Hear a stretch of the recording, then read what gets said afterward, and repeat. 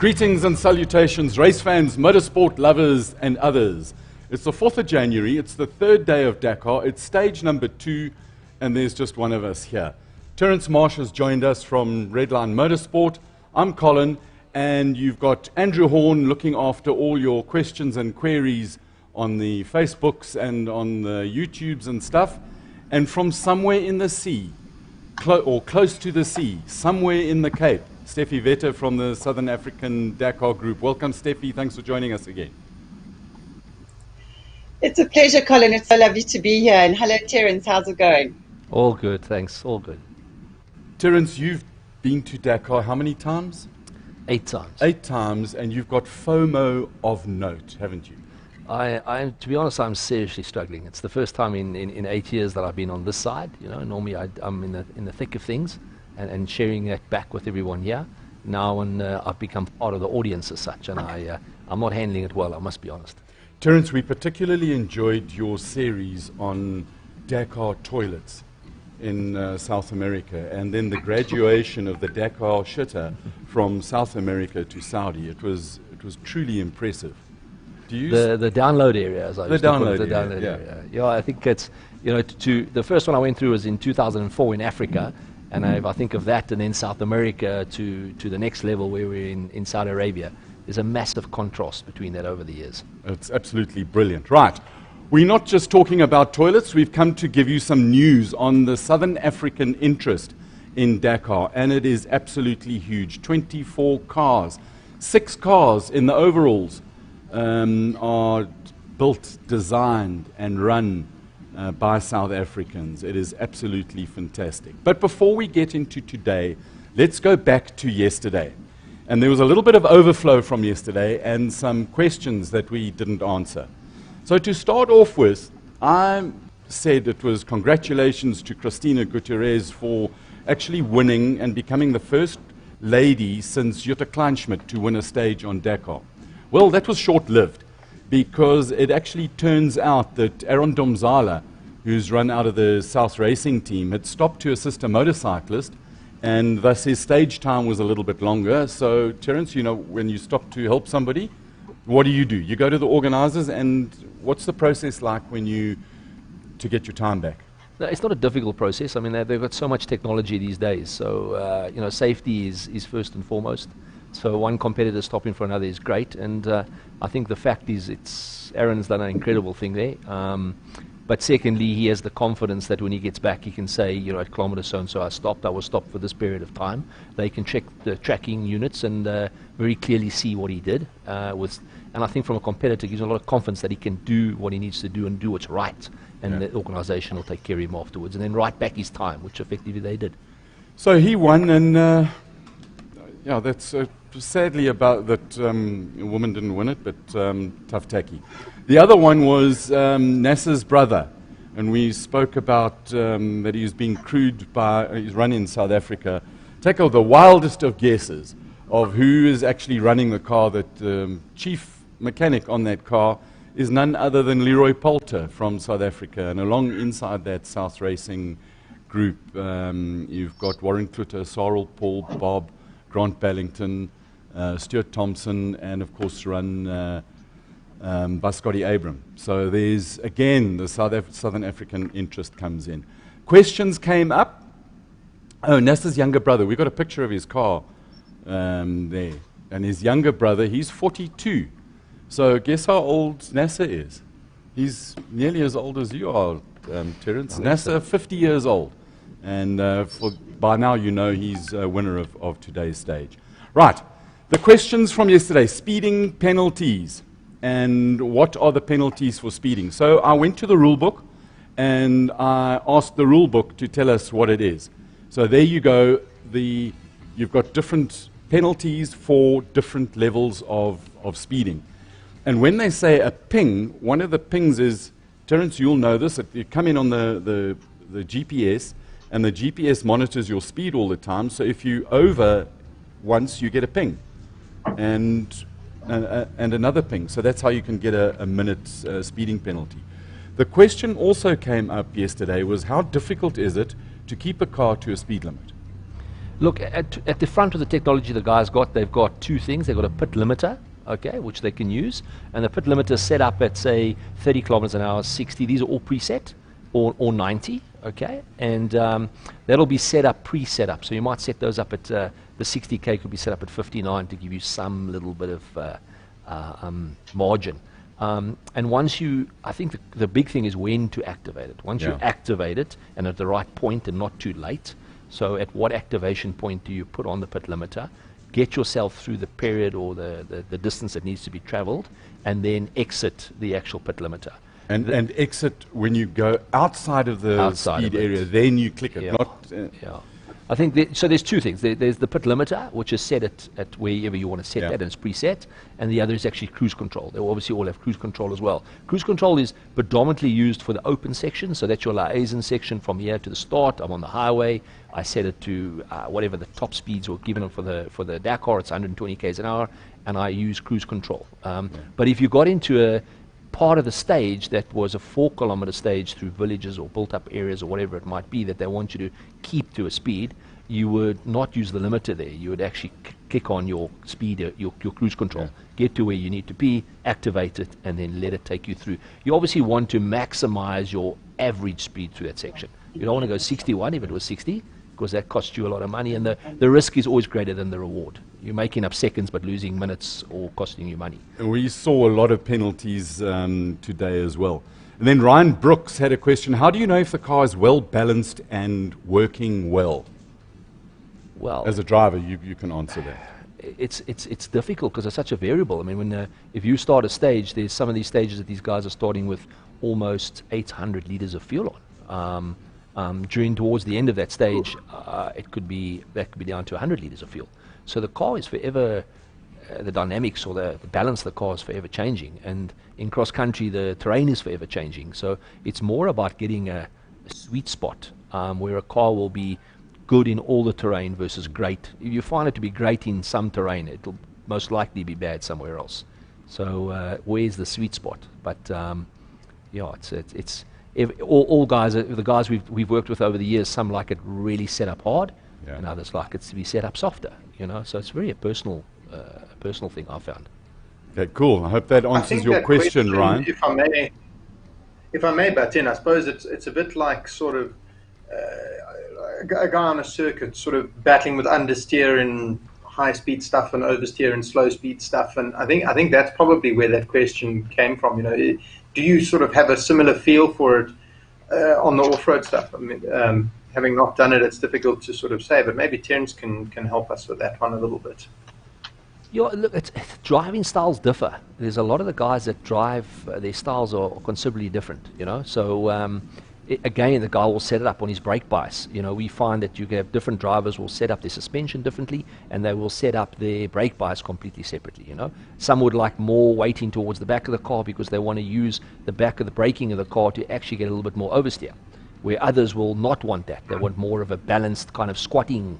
So it is a very personalized thing. Again, just think about how varied the terrain is, and it's all. Remember, you're maximizing the unknown. You're not maximizing the known.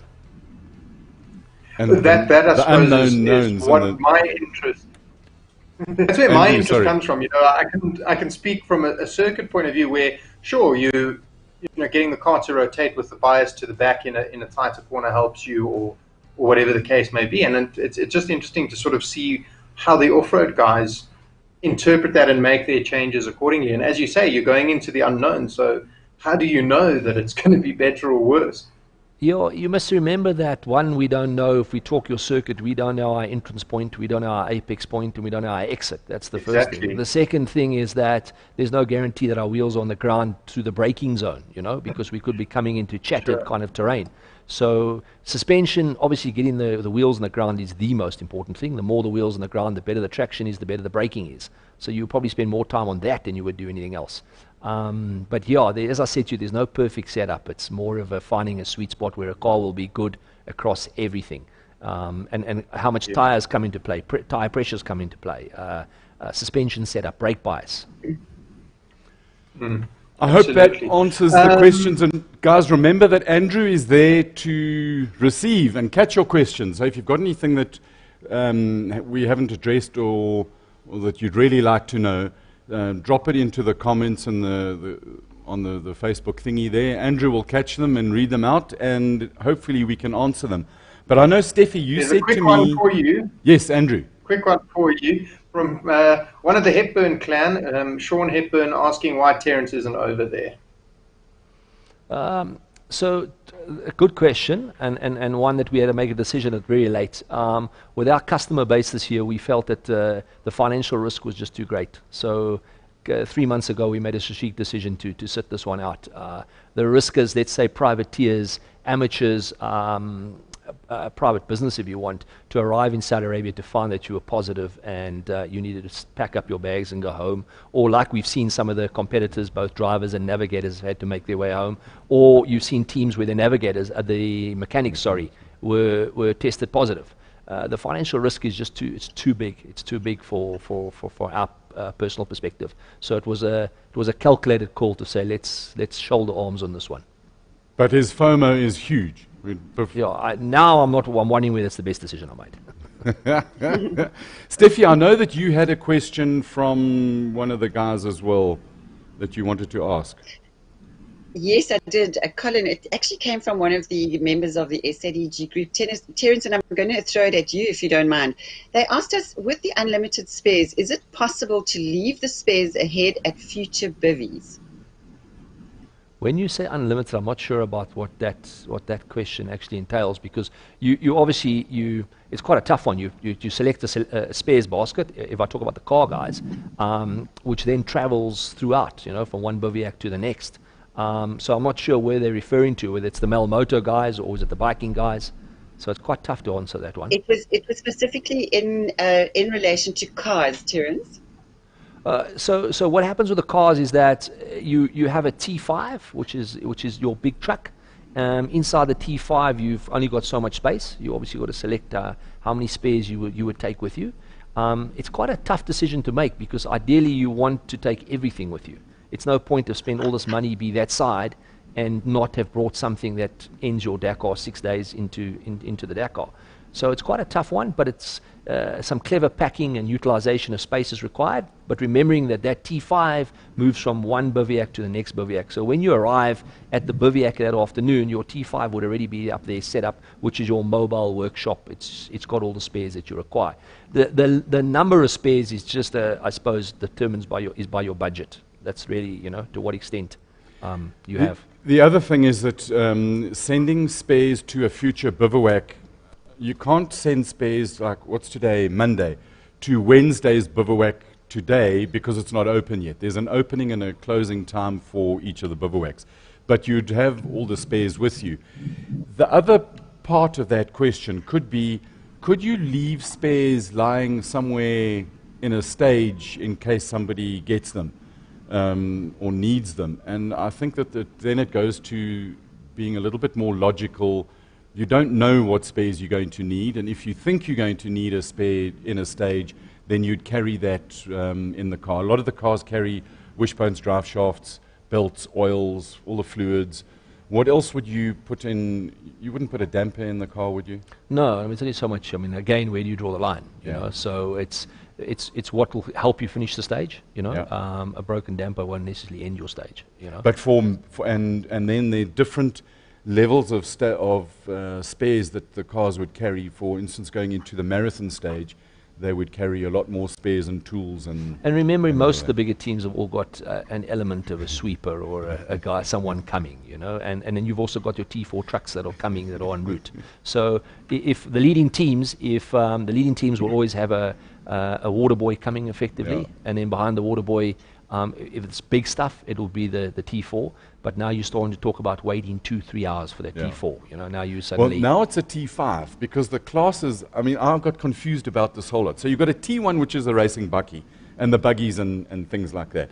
Then the T2 is like the Group N version of a Land Cruiser, but it's still, like a Group N modified car.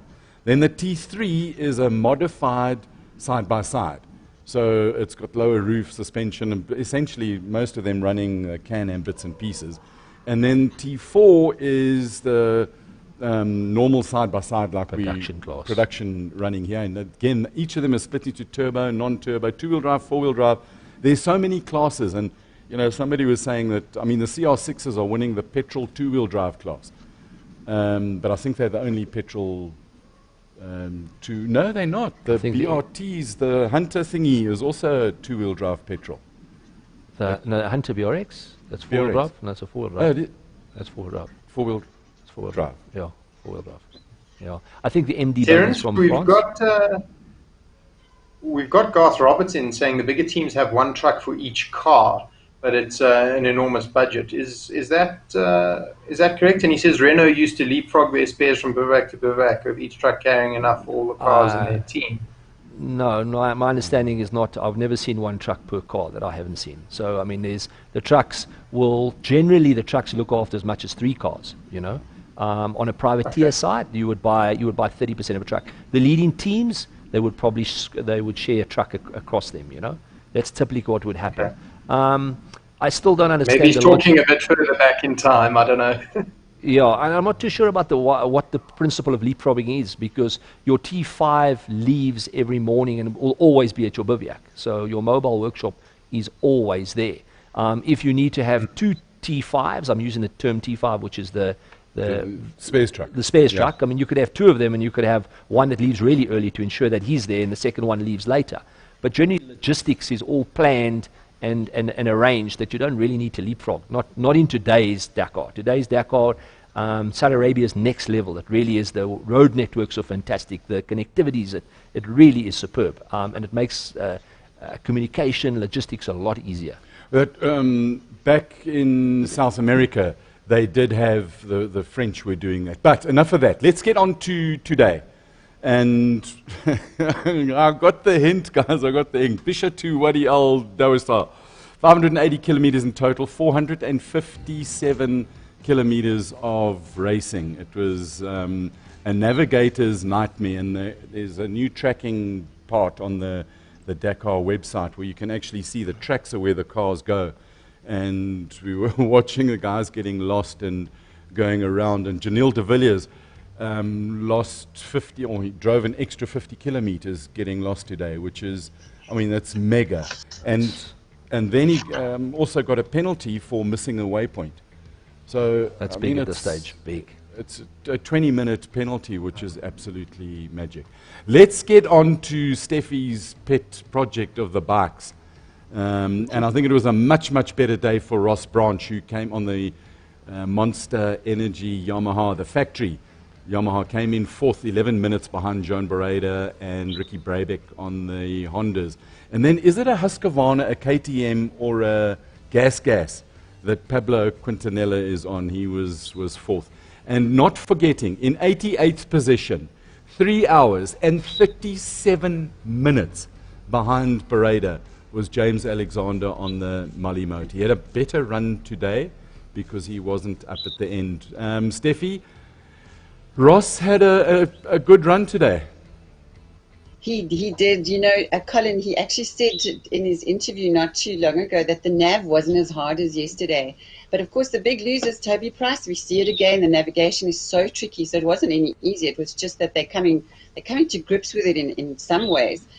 Ross finished fourth on stage behind Bereda, Brabeck, Quintanilla, and now he's punching with the big guns, lying third overall. So you've got Bereda, Brabeck, Branch, and you've got Quintanilla, De Saltre, Van Beveren. So you've got Honda, Yamaha, Husky, Yamaha. There's a certain name that's missing from that. But I think Ross had a spectacular day again, and he is really, really he's impressing me so much every day. Interestingly enough, on over five of the waypoints today, his average speed was over 100 kilometers an hour. And that's moving at speed, at navigating in those tricky conditions. So I think Ross is perfectly positioned to go and attack the big guns now. And he's just got to, keep consistent, do what he does. He's having a ball. He said it was one of the best days of his life out there again. Ross always has fun. What can we say? James, on the other hand, it was a bit more of a difficult day. He took a high side yesterday, so he had hurt his wrist. Did all the work on his bike because of Malamoto. He had to sort everything out last night. But the enthusiasm when he finished that stage today was incredible. I just felt every ounce of his energy. He was so excited, and he literally said it was the best day, and he was so excited to be at Dakar. Interestingly enough, James is on a preparer bike, so he's got a bike that's been prepared for him by the Baz Dakar racing team. Now, as we know, they have helped and nurtured many of our South Africans and Botswana's going to the Dakar. Bart van der Velden has got an incredible team. He's got some fantastic mechanics with him. He's got Jos van der Aar, he's got Leon van Bakel, and Murray Romboat's there. So although he's Malamoto, he's got a real bike. He said the bike is working perfectly. I'll tell you who else impressed me today, really impressed me, was Skylar Haas from Utah. Now, Skylar's a privateer as well, and funny enough, he races for the Baz Dakar racing team. So there's all these connections that are happening. But it was such an exciting day. I think the bikes are going to be, it's going to be a dog show from tomorrow on, because we've got another long stage coming. And the interesting thing is, if you look at the time gaps, and I want to talk about the time gaps when we get to cars as well. So Brabeck is 6:23 behind, and Ross is 6 minutes 37 in the overall behind. So I know it's early, very, very early in the race, but to be up there, and you've got to just hope that there's no getting missing points and no troubles that come along. But he's ideally positioned, and this is what Yamaha recognized in him, that he is quick and proper, and that's why he's upgraded to proper factory spec with the Yamaha. That's why he's there, yeah, with less than 7 minutes between those top three. It's going to be, I can't wait for tomorrow. I mean, we're hardly sleeping as it is. We're running on about a 20-hour day. As you know, it's like we've got Dakar Central on the deck here.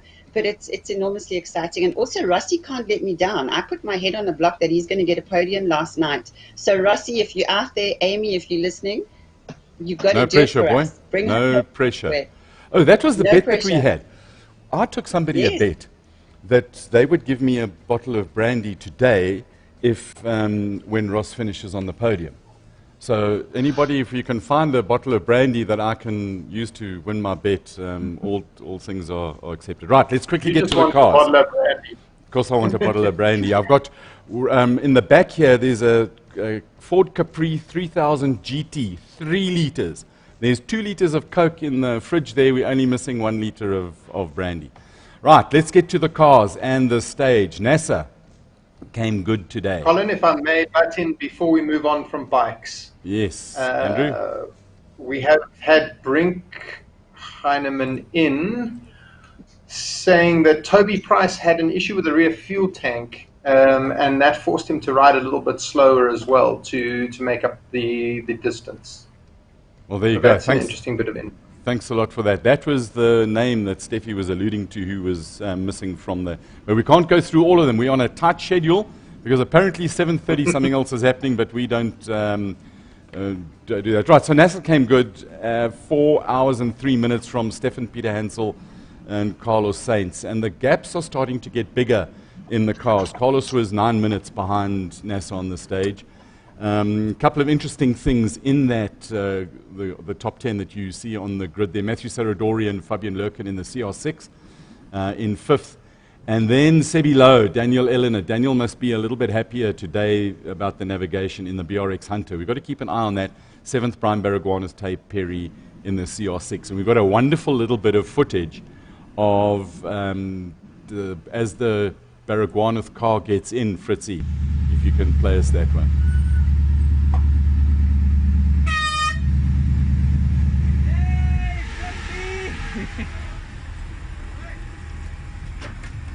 Lady of the match, how are you feeling?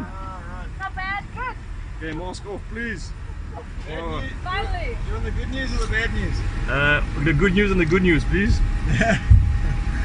So we managed to recover some time after getting stuck because tail was on point with the navigation at the end. But you had a penalty somewhere. We have 2 overspeed penalties on max speed. That's not too bad. We did 183. Yeah, but it's CR6, man. Once you go fast, what can we do? Yeah. I'm not too sure how harsh they'll be on the. We don't know what it's going to be. Okay, well done, guys. Good day, good day's work. you know, Taya's fitted into that role in. I think she's doing a fantastic job. Incredible job. Incredible. Yeah. I want to talk about women and racing, because you're the man who needs to sort out women and racing. But let's carry on with some South African results. 14th, Henk Ladekhan, Brett Cummins. They got stuck on the very, very first dune today. Which, I mean, that's a really cock way to start a stage. But it can happen. Yeah, I mean, it's bad luck. I mean, we're not talking about when guys get stuck. It's not so much, luck plays an enormous part in it, doesn't it? Look, it's quite difficult because you could be doing average speeds of 100 Ks for 20 Ks leading into that, you know, and then suddenly you're into this thick sand and very complicated dunes. So your average speed has to drop. Tire pressures come into play. Do we stop and change tire pressures, or do we see how far we're going to stage before we do it? So there's so many things to think about and so many decisions to make, and just that one split second could be when you're crossing, you know, and then you're stuck. And the stuck can be, again, you know, depending on recovery, it can be anything from a 3-minute stop to a 20-minute stop. And to an hour and a half stop, as Shamir Variawa and Dennis Murphy discovered. Let's just quickly go through the rest of the stage. Janelle de Villiers and Alex Haru, they got lost quite badly, and then got a 20-minute penalty for missing a waypoint. So that really buggered up their day. And then Gastaldi and Roldan were 26 in their CR6, and Shamir Variawa and Dennis Murphy, 2 hours and 18 minutes behind. They really had a long, tough day in 52nd, and then Leroy DeLong in the CR6 with 53rd. So cars, give you the overall very quickly. Stefan Peter Hansel from Carlos Sainz, and third is NASA and Matthew. So the gaps, we saw the bikes were a little bit quick, were close, under 7 minutes from first to third. But it's first, Carlos is 6.5 minutes behind Peter Hansel, and then NASA's 9 minutes behind Peter Hansel. Then Matthew Serradori in the CR6 is 14 minutes, Baragwana 37 minutes. So the gaps are starting to get out, but we did see, I mean, the swings are big this year, aren't they? They are every year, and to be honest with you, it can happen any stage. So, you know, as much as Brian's can be 38 minutes out, you know, somebody can drop 40 minutes tomorrow, whether it's mechanical, navigational, stuck with the dunes and the sand. So the variables are big, and as I said, it's very early on now. It's very difficult. Geniel's got set. It's a major setback for him in the bigger picture. So that's a really, he's on the back foot completely now. That's not ideal. But, you know, if you think about how high Shamir and Dennis, incredible job yesterday. Yes. If you think about where they were last night and where they go to bed tonight, you know, it's like day and night between the two results. And it's that emotional roller coaster that you go through. And that's the Dakar. They're 2 days in, and they've gone to this incredible result, which they really did well. Today they've obviously had technical issues together with a few stucks, and it's compounded itself, and now you're on the other end of the spectrum. I mean, part of the technical issue, I'm told, is that the jack on these things is a long hydraulic ram that comes out and lifts the whole side of the car up. And obviously, in the soft sand, it needs a foot, and the foot is about a plate of about that diameter. And I'm reliably told that the foot came off, so when you extend the jack, it goes into the sand. And, you know, there are workarounds. We weren't there. We don't really know, but I mean, when the poo hits the fan, it goes wrong.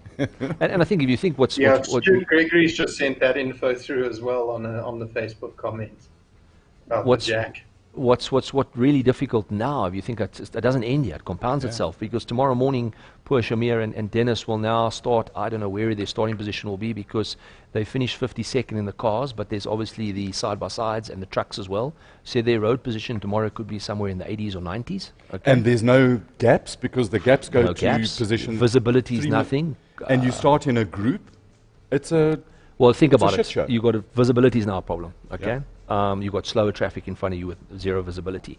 The terrain has been churned up significantly, making it even harder, which just means it's just that much tougher. So, you know, what kind of day have they got ahead of it? It's a long, hard day. And to ensure that you don't go compound the issue even further by making mistakes, you know, so they got a really tough day ahead of them tomorrow. You know, it's almost worth, and we'll talk about tomorrow's stage, it's almost worth when you're in that kind of position, is taking a consolidated thing and saying, right, well, let's get a reasonable position, a relatively low risk stage that gives you a chance to have a go the next day. You want to finish in the top 35.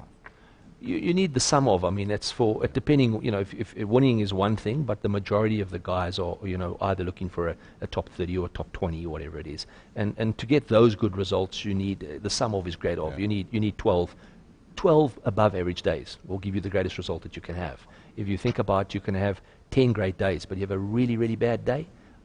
It's the Dakar. That's the reason. It's the toughest motorsport event on the planet. That's the biggest comment you can just say. Because Dakar. That's Dakar.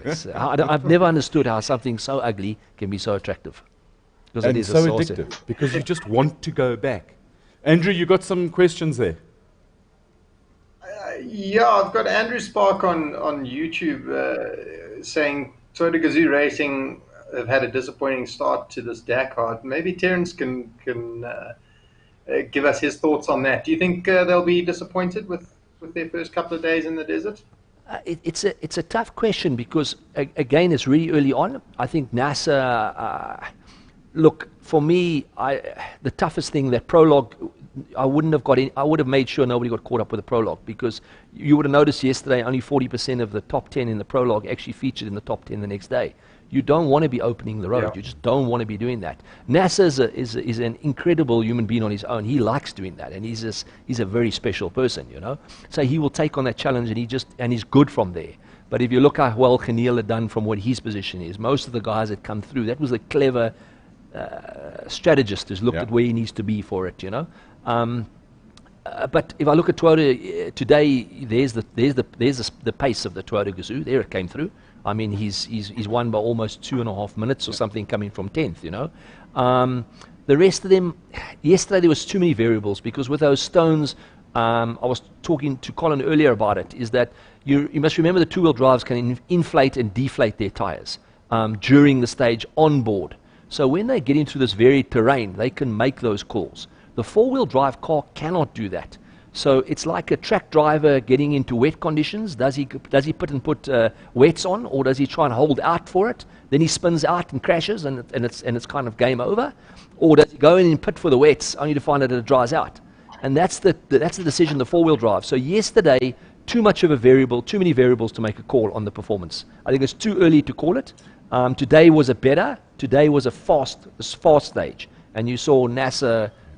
He's the fastest there. And the way, and from a Toyota point of view, they can't be really upset with having 4 cars in the overall this early in the race. So they've got 4, Mini have got 2, BRT have got 2, and Century Racing have got 2. So if you look at that, there's 6 South African designed and built cars in the overall. Got to be good. I want to go back to what you were talking about, the tires. And typically I'm glad, Colin, because I've got a question that's come in on exactly that topic. they talk about a puncher. It's not really a puncher, because now you've gone and let's just say that when you're driving along normally, the tire is relatively straight. The sidewall is relatively straight. I don't know if you can get the idea with that. Then and that's over the normal rocky terrain. When you try and run them a little bit softer, the tire wall starts bulging, and it's this bulge, the boop of the tire, that snicks on the rocks and gets cut. So it's more a case of it's a tire cut leading to a sudden loss of air pressure. Yeah, look, those BF Goodridges, which they refer to as the KDR2 Plus, is an incredible tire. Yeah. Okay, but something has to, while looking for traction, you need flex. You need your tire works hand in hand with your suspension.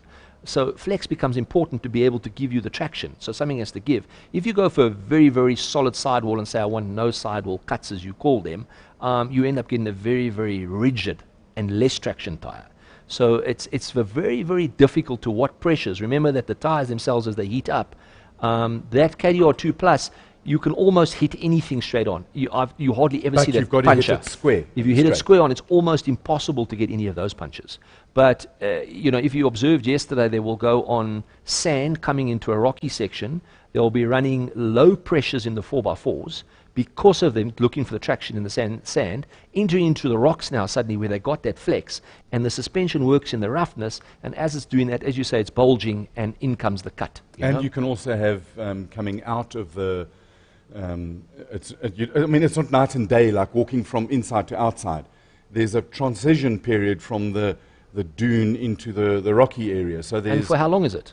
So if he could stop and take his pressures up, he'd literally get no punches to the rocks. But as soon as he got to the other side, back into the sand, wherever that might be, he suddenly have no traction now. So where is that? It's such a difficult decision to make. When, how? Because the guys to get 3 punches, they're all on the same tires. And you don't want to get the 4th one. So when you've changed 3 tires, you've got to back off and you lose even more time. So Andrew, what was that question you had about the tires? Well, it wasn't necessarily, well, yes, related to tires, and I think Terence has actually just covered it now. Sean Hepburn again asking, explain the difference in road surface, which we've kind of covered now. But what gives the front guys the advantage over the middle and the back sort of? Okay, so maybe you can answer 2 at once. Stuart Gregory's asking, where's your money, 2-wheel drive or 4-wheel drive? Okay, so my money will stay with 4-wheel drive. I can answer that one over the time. I think with 2-wheel drives, they negated last year. They had a massive top speed advantage, and if you get into a stage at one of the stages last year, there was a 40-kilometer section where throttle position was 100% for 40 k's.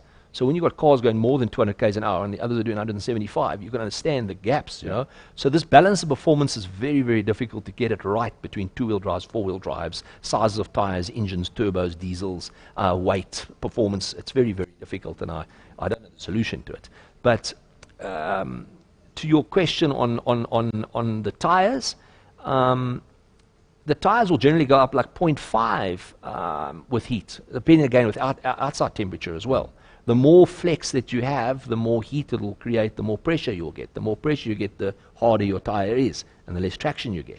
So you're remembering that your 2-wheel drives are running the same tires, they're both KDR 2+, so it's the same tires effectively, but it's a 35-inch, it's bigger, and there's obviously more compound, more material in those particular things. But as I said, it's the 2-wheel drives are allowed to inflate and deflate on board. I'm driving, I'm coming into the section, I read it, I can inflate while I'm press a button and it does it automatically. I've inflated. I come out of it. I need to go into the dunes now. I deflate. 4-wheel drive, I've got to stop, climb out the car, manually do it. So that's one massive. And we know you drivers don't like getting in and out of cars. But if you think about, that's a variable on its own. But now bring in the terrain, because it can be rocks, it can be thick sand, it can be hard packed. So all these variables, decisions. That's what makes it so much fun. I know, Stephie, you got a lot of info from the Century team and Brian. Give us some of the snippets that came to you. Well, I have to tell you, I'm just having a really good chuckle right now, because there's a conversation going on about the speed limit and the fact that Brian and Tay got the speeding fine today. And they're very proudly telling us all that they're the first competitors to receive the fine on the new rule. And Julie Dykes has told them that they're a disgrace, tongue-in-cheek. Yeah, so they had a good day. Our Tay had a spectacular day in terms of nag. They did miss one waypoint early on, and a bit of a rookie error into a little bowl where they had to dig. But Brian says that Tay can dig like a machine. And she might be small, but she's tough as nails. No, they had a seriously good day. They backed themselves. That was really hard at one stage because they were seeing all the cars coming at them. But Tay was confident in her navigation that she was on point, and boy, oh boy, was she right there, because that's where they found 5 places. As a driver, you going and your co-driver says to you, go that way, and you see the herd coming this way. What's going through your mind? If I go back to the question before as well, was just on what is better in the terrain. So opening the road for these guys is beautiful traction, beautiful, the best traction they can have. Everything would be hard packed, it would be firm. But now you've got navigation. You've got to work out where that road should go. As you start getting middle pack, let's say from position 10 to 30, great, because the highway is being created for you. Navigation is not so key now. You just really have to pick the lines, okay? And it's not so churned up. When you start going from 30 backwards, navigation, it's very difficult to get lost. You just follow the highway. You know, it's sand. There was nothing there before. Now it's the N1. But the problem, it's churned up. So it's massively, traction becomes a problem now. So while your navigation's not a challenge, your traction is a challenge.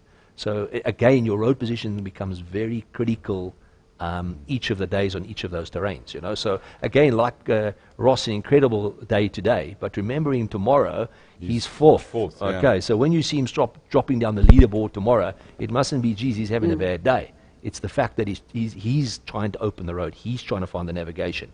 Guy coming at kilometer number or position number 20, he's got all the lines. He can pick it up. He verifies it on his GPS, and off he goes, you know. So you always, whenever we observe the Dakar, you watch the guys in fast, they are substantially faster than the guy who comes 30 positions, because think of a dam. When it's flat, think how quick a boat goes across it or a skier goes across it. Put the same conditions in windy, choppy, and that boat is bouncing. It's the same principle. That's what happens. So as a driver, you see the crowds going this way, your co-driver says go that way? Geez, that's a tough one, eh? Because ideally, you've got to back your co-driver. That's your navigator. Yeah. Co-driver is the right word. That's what you've got to do, but it becomes very difficult because your sense is one of the biggest mistakes you can actually make in any form of cross-country racing is following routes. Because how do you know he's going the right way? Yeah, that's the lazy way out. He could quite easily go on, he's going 4 degrees or 5 degrees off course, and off he goes. You could follow him for 20, 30 Ks before one of you realize that it's wrong, you know? So that's why co-drive is so critical. I want to, Stephie, if you want to follow the day-by-day stuff and the blow-by-blow and gear change by gear change, the Southern African Dakar Group, that's the Facebook page to go to. They run some absolutely brilliant stuff. And Stephie, in terms of the comments and the queries, and I know there's a couple of WhatsApp groups and Telegram stuff, and you know what the groups are like. And remembering that this is a race that's got the 3-minute starting gaps, and you end up having a massive dice, but everything is timed. So you have this massive dice between two people. They're seconds apart, but they could be 40 minutes apart in terms of distance. So you've got to wait for when this guy comes through. You've got to wait for the quick guys to come through. Stephie, the groups get quite excited with some of the progress and forgetting that some of the quick cars are behind. They do, but I think that's the joy of having all these groups, because you've got people that are Dakar rookies as well, and you've got people who are experienced, and they'll go, Ross is in P1, you know, and then you just generally explain that it's position on road and it's not time. But between all the groups, it keeps us enormously busy. But as I said, Johan is an incredible statistician. He does all the timings. He shares it to 7 different WhatsApp groups that we work on, our Telegram group as well, and we run the live timing on our Facebook page as well. So it's very exciting, but I love that enthusiasm from the newbies, because that's what keeps it fresh. That's what keeps the passion going. That's what ignites the fire. And I mean, it's racing. And it's drama. It's best. It's drama. It is. Every it's drama. Drama. It's there's rivalries. There's hate. And I mean, there are teams that really guys dislike, and teams that they don't want to talk to each other, drivers and mechanics inside teams, and it's all still exciting now. But as one of the challenges that Dakar puts is they deprive you of sleep, and every day gets tougher. Yeah, you get in later every day and you sleep less every night. So it compounds. Not so much for the top guys, because they will get in early, they'll be prepped early with lots of teams, and they will be in their mobile homes.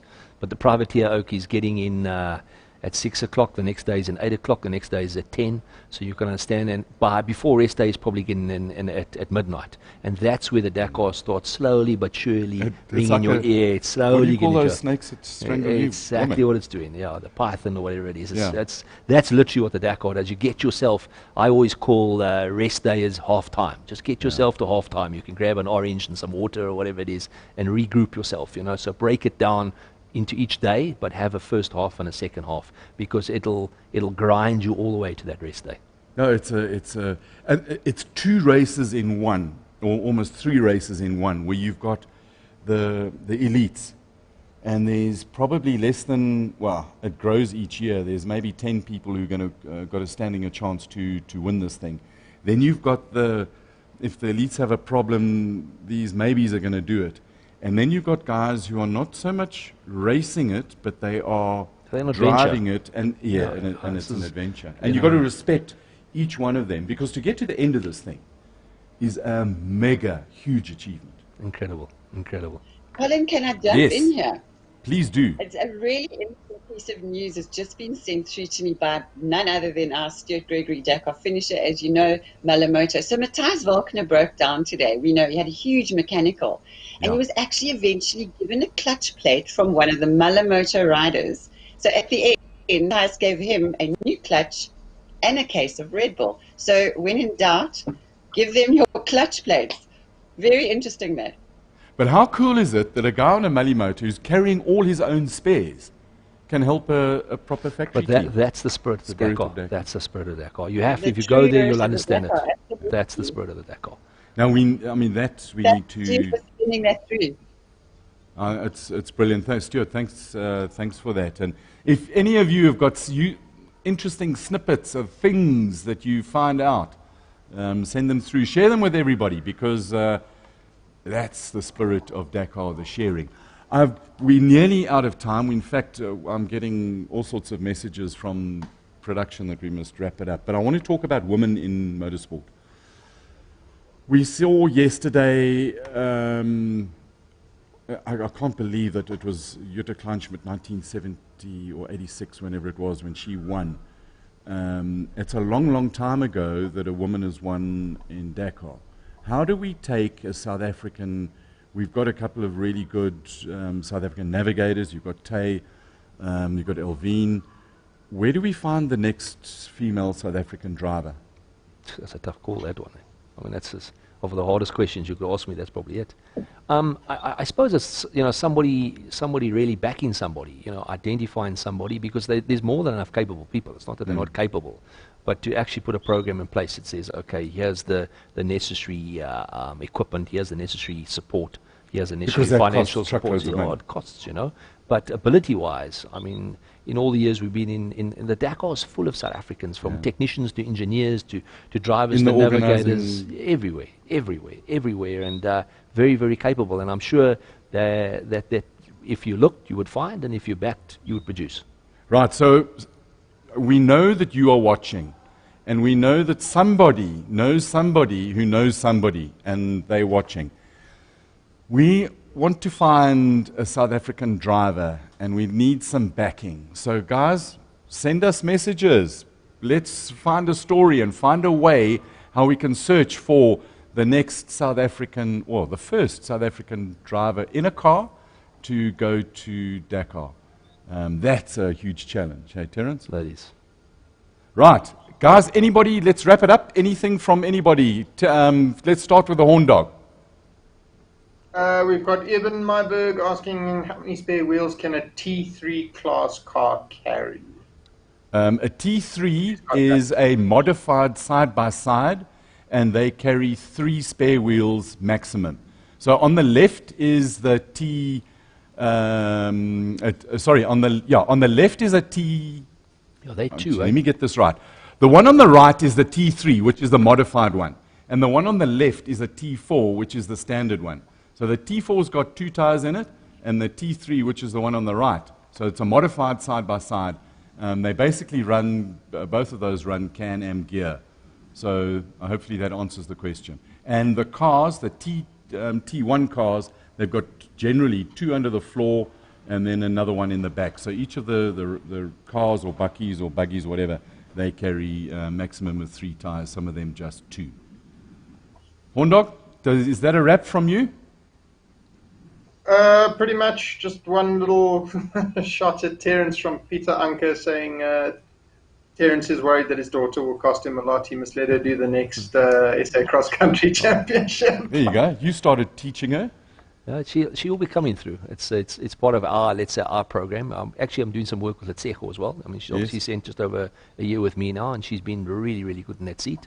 So it is something we'll focus on. So we're looking at the Zulu Marsh team run by a red line Let's see. in a Mercedes racing truck. Let's see where it takes us. You know. There you go. Always You heard it explore. first on Raceday.tv. So probably starting at the end of the South African Cross Country Series, we'll see a Mercedes with a Marsh in the one seat and a Zulu in the other seat. There you go. Thanks, Terence. Love it having the scoops.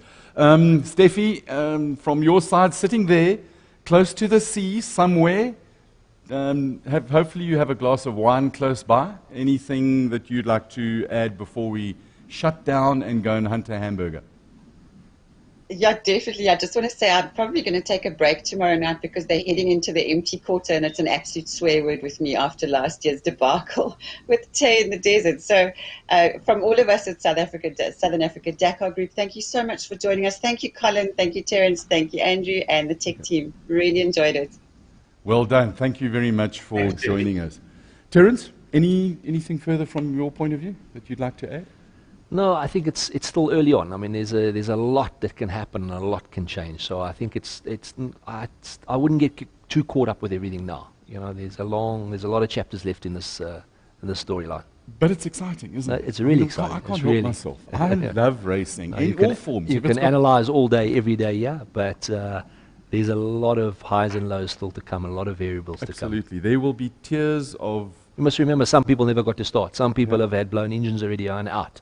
There's nothing scripted, nothing's planned, and we've still got a lot of things to happen in the next 10 days. There will be tears, and some of them will be of joy, and some of them will be of sadness. Before we say goodbye, just very, very quickly, tomorrow, basically they go for a drive and then come back. So it's pretty cool on the cruise. There's a total of 477 kilos of racing. So you've got about 130 odd kilos of liaison to the stage and then back. And it's dunes, and it's dunes, and it's dunes, and even more dunes. So it's going to be absolutely magnificent. So that's Tuesday the 5th of January, stage 3. And before we go, I just want to say thanks to our friends Hakoki Performance Power Tools. Trust me, they really are proper. And the guys from Vatswaya, thank you very much for sharing your global headquarters and allowing us to set up our studio. Henk and Fritz for driving and being magnificent. Thank you very much. And Stephie from the sea, from the Southern African Dakar Group. Thank you very much for joining us. And His Highness, the Horn Dog. Thank you very much. Terence Marsh, the superstar. You talk almost as much as I do, Terence. Thank you very much for joining us. Absolute pleasure. And good luck, and have a great, successful 2021. And we'll see you at Dakar in 2022. Sounds good.